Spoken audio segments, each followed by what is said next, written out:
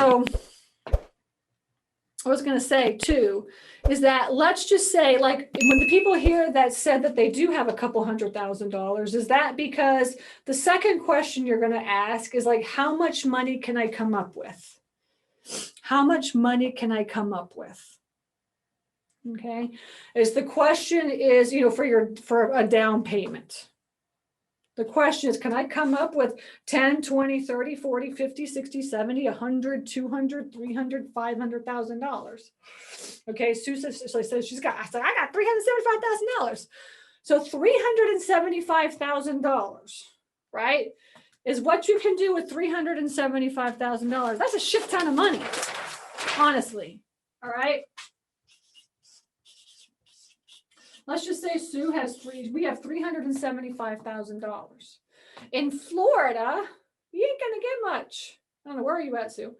So depending on where you're at. And then, but what you can do and see what happens is that if you decide to become a student in my mastermind, right?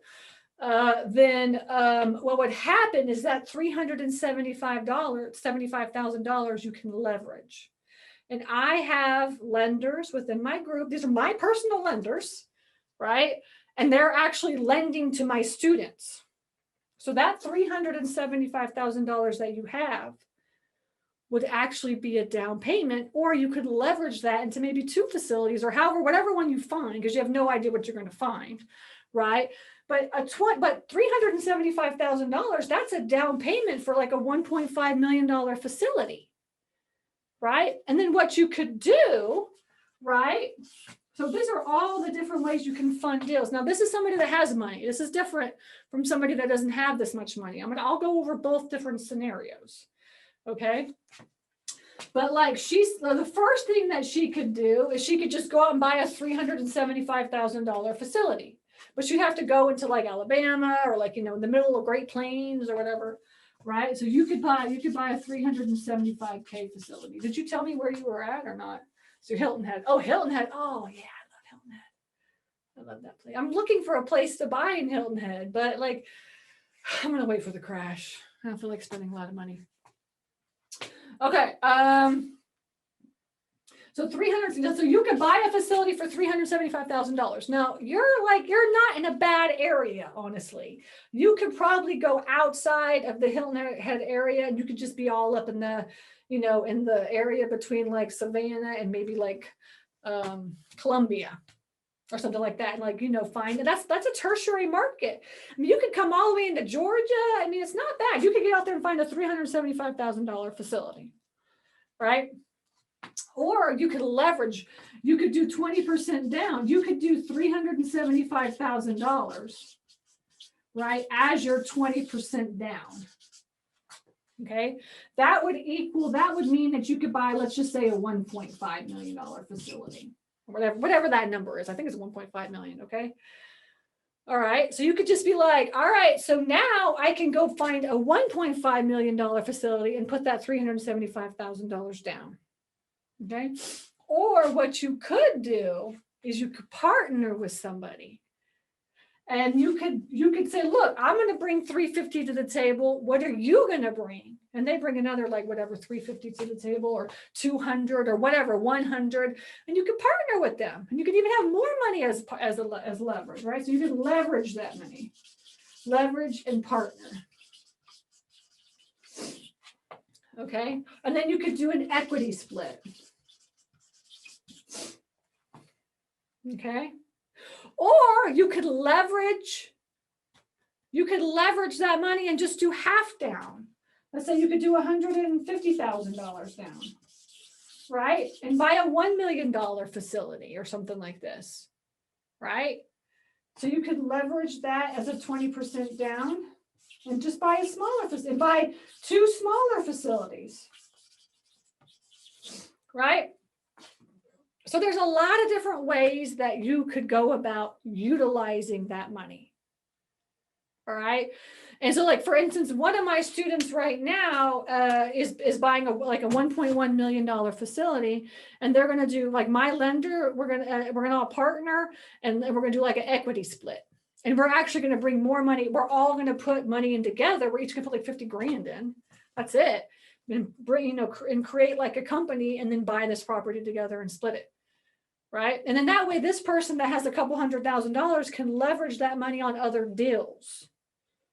Right. You can leverage it because they don't want to use all, they have like a couple $100,000, but they don't want to use it all for one deal. So they're going to leverage it by partnering and equity splitting with a whole bunch of different deals. That's kind of what we do. And then, or I have like one student right now that's buying a property in Texas, and it's $1 million, and he's got money as well too.